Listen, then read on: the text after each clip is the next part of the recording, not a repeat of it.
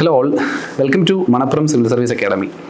UPSC prepare ചെയ്യുന്ന കുട്ടികൾ മിക്കവാറും പേർക്കുള്ളൊരു പ്രധാനപ്പെട്ട കൺഫ്യൂഷനാണ് പ്രധാനപ്പെട്ട സബ്ജക്റ്റുകൾ എങ്ങനെ പ്രിപ്പയർ ചെയ്യണം എന്നുള്ളതുമായിട്ട് ബന്ധപ്പെട്ട കൺസേൺസ്.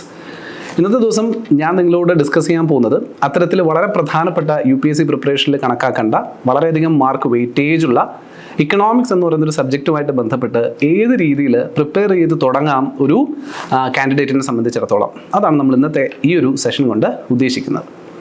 അപ്പോൾ UPSCക്ക് എങ്ങനെ പ്രിപ്പയർ ചെയ്ത് തുടങ്ങണം, അല്ലെങ്കിൽ ഇക്കണോമിക്സ് എന്ന സബ്ജക്റ്റിനെ എങ്ങനെ അപ്രോച്ച് ചെയ്യണം എന്നുള്ളതിൻ്റെ ഒരു രീതി പറഞ്ഞാൽ, ഏറ്റവും ആദ്യം ഞാൻ നിങ്ങളോട് പറയുന്നത് മറ്റേതൊരു അധ്യാപകനും പറയുന്ന പോലെ തന്നെ ആദ്യം നമ്മൾ ഈ എക്സാമിനെ മനസ്സിലാക്കണം, എക്സാം ബോഡിയെ മനസ്സിലാക്കണം.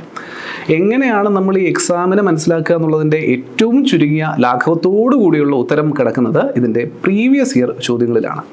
UPSC നാളിതുവരെ കണ്ടക്ട് ചെയ്ത എല്ലാ ചോദ്യപേപ്പറുകളും അനലൈസ് ചെയ്യണം എന്നുള്ളതല്ല അതിനർത്ഥം. എന്നാൽ ഏറ്റവും ലേറ്റസ്റ്റ് ആയിട്ട് കണ്ടക്ട് ചെയ്തിരിക്കുന്ന, പ്രത്യേകിച്ച് പരീക്ഷയിൽ മാറ്റങ്ങൾ വന്നിരിക്കുന്ന വർഷങ്ങൾക്ക് ശേഷമുള്ള ഇപ്പുറമുള്ള ചോദ്യപേപ്പറുകൾ നിങ്ങൾ നിർബന്ധമായിട്ടും പരീക്ഷിച്ചിട്ടുണ്ടാവണം. അതെങ്ങനെ ഏറ്റവും എഫക്റ്റീവായിട്ട് പരീക്ഷിക്കാം? 2026 നിങ്ങൾ പരീക്ഷ എഴുതുന്ന വർഷമെങ്കിൽ 2026 തൊട്ട് മുൻപുള്ള വർഷത്തിൽ തുടങ്ങി പുറകിലേക്ക് പോകുന്ന രീതിയിൽ പരമാവധി പറ്റുന്നത്രയും ചോദ്യങ്ങൾ അനലൈസ് ചെയ്യാൻ ശ്രമിക്കുക.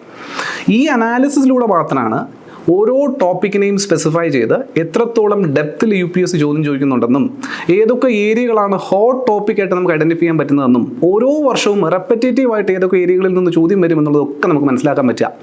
ഈ മനസ്സിലാക്കൽ തന്നെയാണ് എസെൻഷ്യലി എക്സാമിനെ മനസ്സിലാക്കുക എന്ന് പറയുന്നത്. This is one thing that you need to take care of.